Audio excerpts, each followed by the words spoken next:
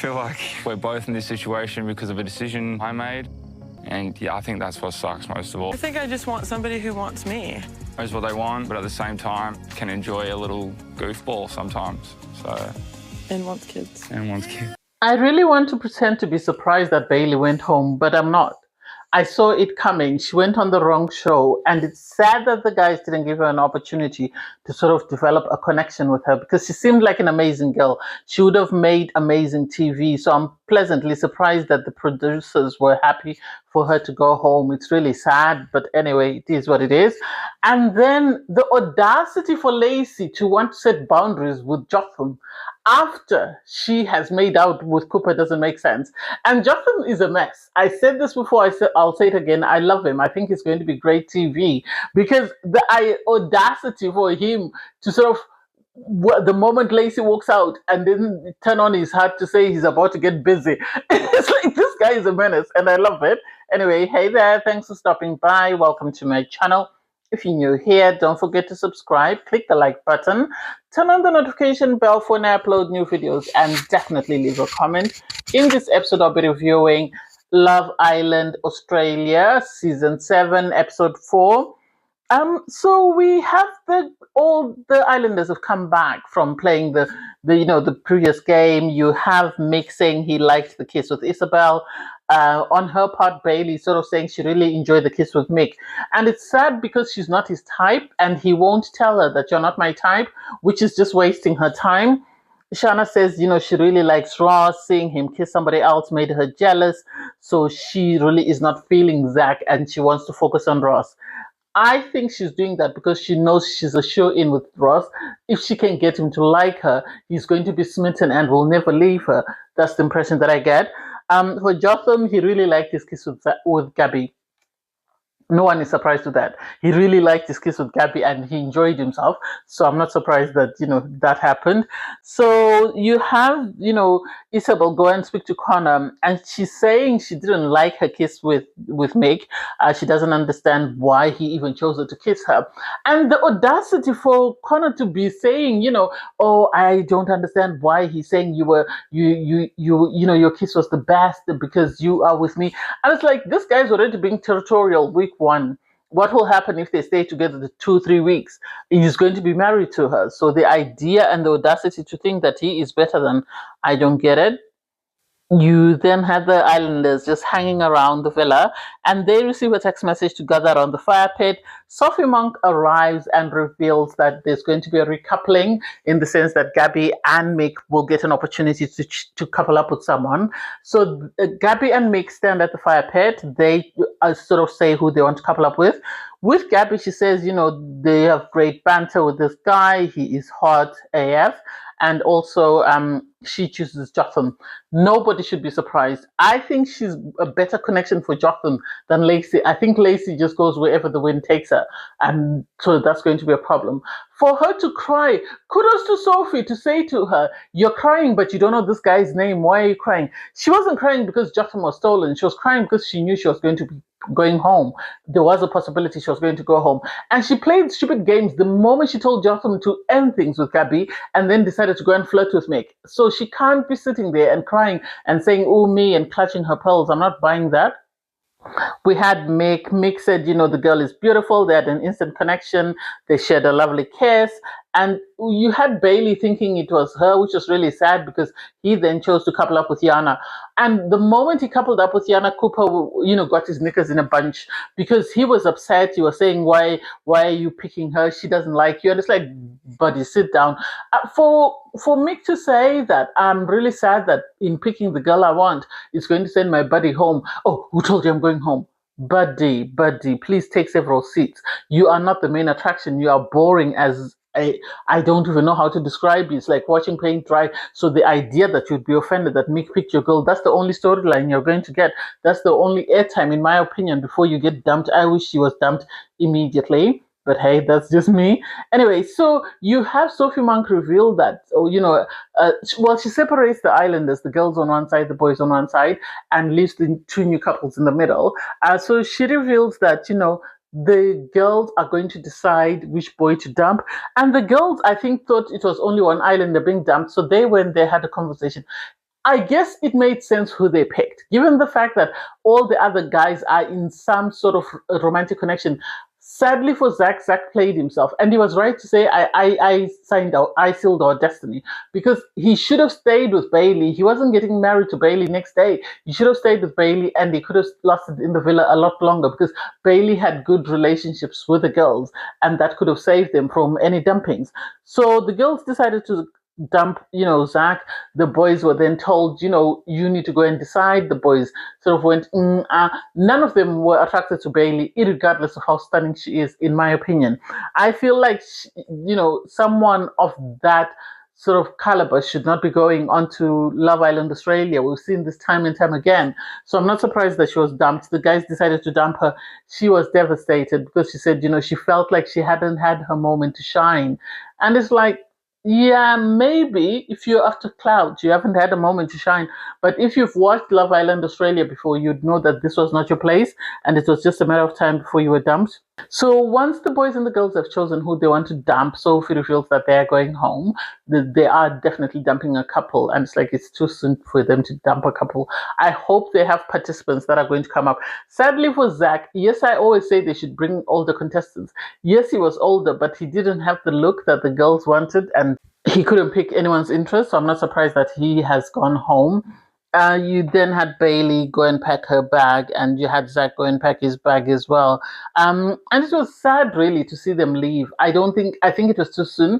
I think they should have kept them at least for up until episode 7, episode 8. But then at the same time, they need to bring in more islanders, so it makes sense that they would want to dump them. So as they were leaving, you had Zach say, he feels responsible for why they're going home, because had he not broken things off with Bailey, then they might have had a chance to stay in the villa. I think he thought too much of himself. I think he thought, since he was an Olympian and he was tall and he was whatever, the girls were going to fall at his feet.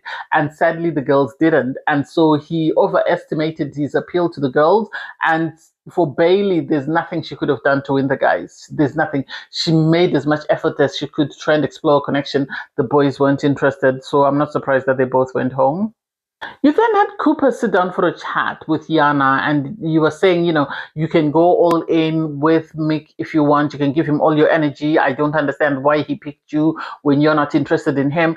And for her to sort of be and ahhing, it's week one. It's week one. She can explore with whoever she wants to explore with. She doesn't need to sort of box herself in and sort of try and squeeze herself into this shape to make sure she appeals to this man. He's not the prize. Cooper is not the prize. I find him annoying, really. You then had Sean and Ross sit in the teepee, and they were having a conversation about their couple. They were happy to be in a couple, and they shared a kiss. This is what I think. I think Sean knows that out of all the guys in the villa, the only guy who's going to be smitten by her is Ross, and this is why she's going all in on Ross, because she knows that there's a really unlikely chance that one of the other girls is going to like him. So she's going to stick to him for as long as she can. That way she can stay in the villa for as long as she can. That's the impression that I get. Jonathan then went for a chat with Gabby, and so Gabby was asking him, how do you feel about me picking you? You gave me mixed signals. He apologized for the fact that he did give her mixed signals. That's because he was being given mixed signals by his partner, and he needed to stay in the villa. So I get why he sort of was, I'm only interested in so okay, I'm open to you. They do make a cute couple. They really do. I like them as a couple, and I think if they continue to explore this, it could actually go further than just the villa, as Gabby said in her speech. You have on the other side, you have Lacy sort of venting to the girls and saying that she feels she needs to have a conversation with Jonathan. She feels really sad that he's been stolen from her. The fact that she kept saying Jonathan, as though to prove a point, I don't get it. She couldn't say his name, so I don't understand why suddenly she's on this quest to sort of repeat his name as though she's trying to drum it into her head. You then have the guys in the bedroom, and Cooper is too full of himself, is too pompous for someone who looks the way he does. For the audacity to be saying to Mick, why did you pick her when she doesn't like you? It's like, buddy, who told you she doesn't like him? Who told you that?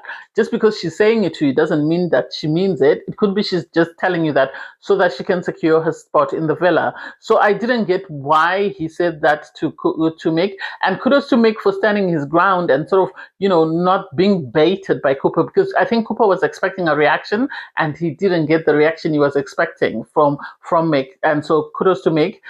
You then had Mick go outside and they were sitting outside and you had Jana with him. And they were sort of having this conversation where Jana was saying to him, I'm sorry I seemed a bit put off or a bit standoffish when you chose me. It's just I couldn't show my excitement. And I know we had a very good first chat. And so I didn't know where you stood and I didn't want to give the wrong impression.